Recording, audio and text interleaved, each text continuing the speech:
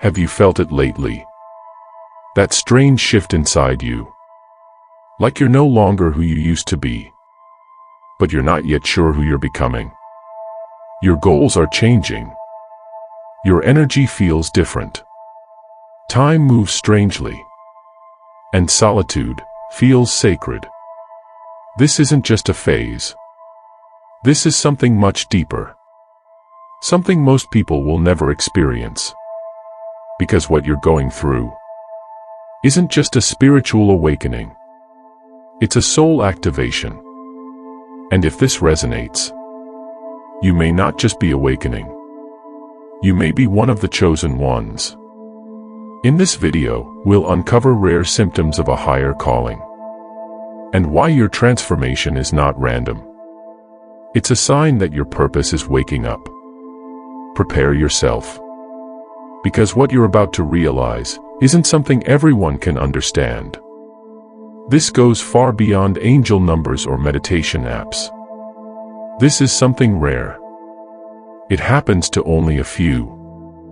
Not just to those waking up, but to those born to guide others out of the fog. You may not fully see it yet, but there's a subtle, spiritual signal you've been feeling. A quiet symptom that marks you as one of the chosen. It's not dramatic. It's not loud. In fact, most people overlook it entirely.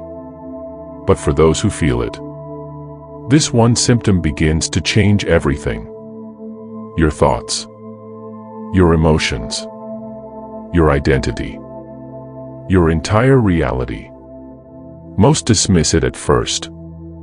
They call it stress, burnout, or just being different. But this isn't confusion, it's activation. It's what happens when your soul begins to remember why it came here. And here's what makes it rare.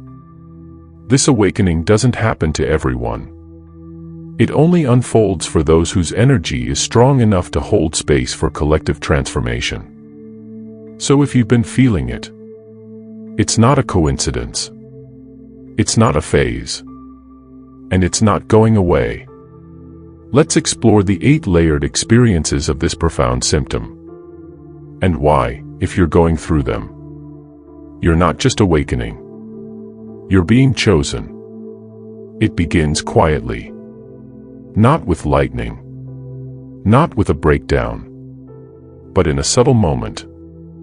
You're driving to work, scrolling your phone, folding laundry. And suddenly, a thought lands. This doesn't feel like me anymore. Your job, your relationships, your goals, your identity. It all starts to feel borrowed, like you're living a life that was never truly yours. You begin asking strange questions you've never asked. Why do I care about this? Who told me this mattered? When did I stop feeling alive? At first, you may try to shake it off. You change your routine, take a trip, do something fun. But the feeling deepens. It becomes a kind of energetic dissonance between your inner truth and your outer life. This is the first layer of the chosen one's awakening. The dismantling of the false self. Most people never go through this. They sleepwalk through life. But chosen ones get pulled out of the illusion, ready or not. You'll feel torn. Part of you wants to go back to comfort. But you can't. The illusion no longer fits. Even if you try to return, the door's close behind you. Because this isn't just change. It's a departure. A complete leaving behind of a former version of you. And once it starts, you can't unknow what you now feel. Then comes the second shift, and it cuts deeper. Your relationships begin to change. People you once felt close to now feel distant. Conversations turn shallow. The rhythm between you feels off. You might sit across from someone you've known for years, and suddenly feel like you're speaking an entirely different language. Not because you're better, but because your energy is rising into a different resonance. And theirs may not be. This creates friction. You'll notice friends growing distant, loved ones misreading your words. Social spaces that once felt warm now feel heavy. This can be incredibly lonely. And many fear this stage so much. They abandon their awakening just to keep the peace. But chosen ones keep going, because their soul refuses to pretend. You may not see it in the moment, but this part of the process isn't about rejection. It's about realignment. The universe is reweaving your relationships to match the frequency of who you're becoming, not who you used to be. It's painful. It's isolating. But it's also necessary. You are being cleared to attract connections that reflect your truth. Suddenly, the world feels overwhelming. Too loud. Too bright. Too much. Places you once moved through easily. Crowds, social events, fast-paced environments now drain you. This isn't social anxiety. This is energetic sensitivity. Your system is no longer willing to absorb what it once ignored. Your senses sharpen. You begin to feel people's intentions, their stress, their hidden emotions. You crave more solitude, more nature, more silence. Not out of fear, but out of necessity. You might become sensitive to food, technology, or noise. Things you once brushed off now overwhelm your nervous system. This isn't weakness. It's a purification process. Your field is being refined for something higher. Chosen ones don't just see the world. They feel it. And that's not easy in a society built on numbness and overstimulation.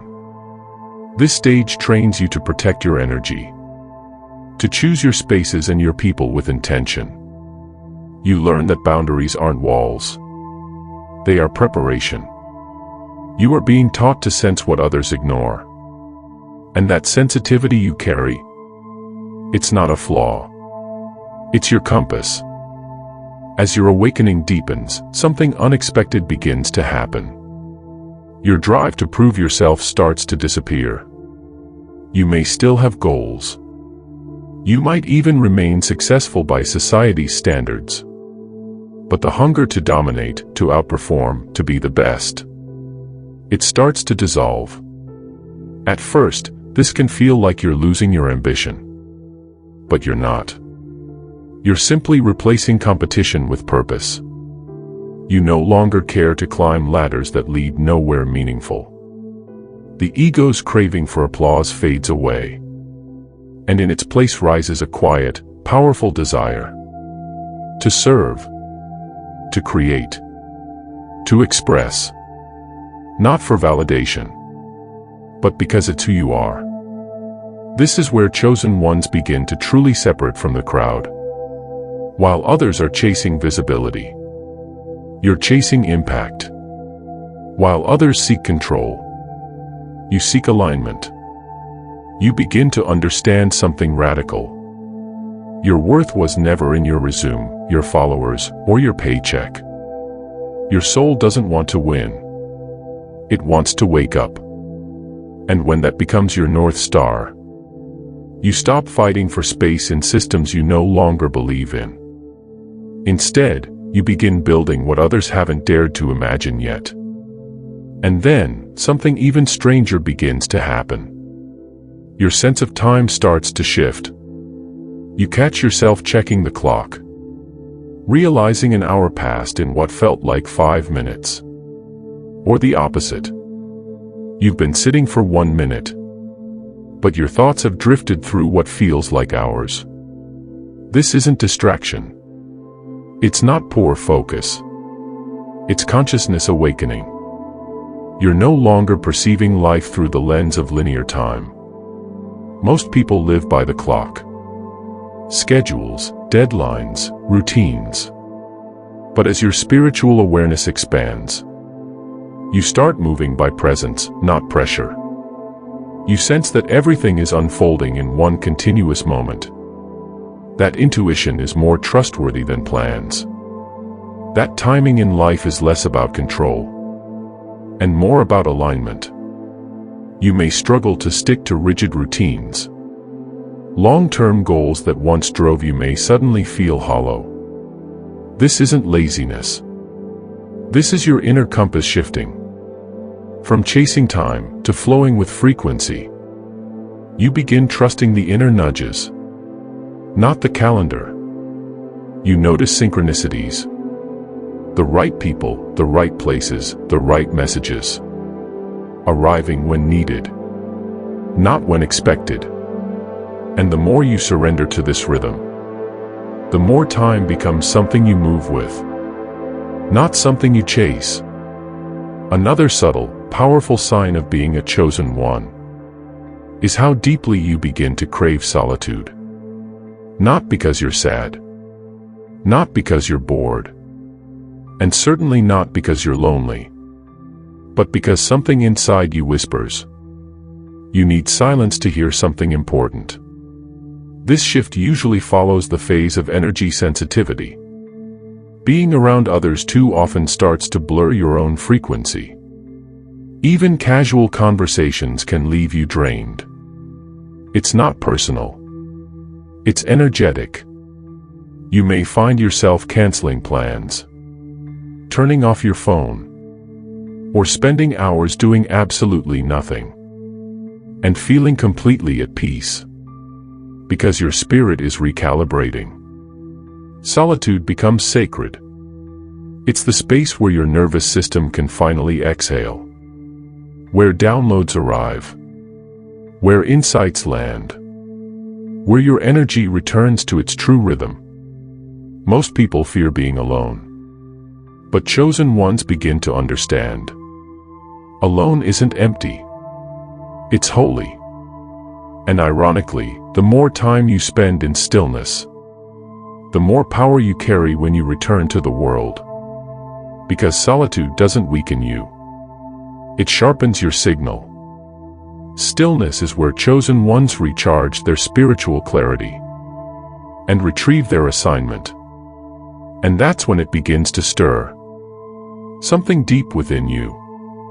It doesn't speak in words, but it speaks with undeniable force. You begin to feel that you're here for something. Something real. Something specific. Not just to survive. Not just to exist. But to serve. In a way that only you can. If you felt seen in this message, if something inside you whispered, "This is me," then trust it. You're not alone, and you're not imagining this. You're awakening. You're remembering. You're being chosen. This journey isn't easy, but it's sacred. So if this video spoke to your soul, like it to let your energy be felt. Share it with someone else who might be silently awakening. And subscribe to Inner Awakening for more deep, soul-shifting content. Your journey is just beginning, and we're walking it together. Until next time, stay aligned, stay awakened, and stay true to your path.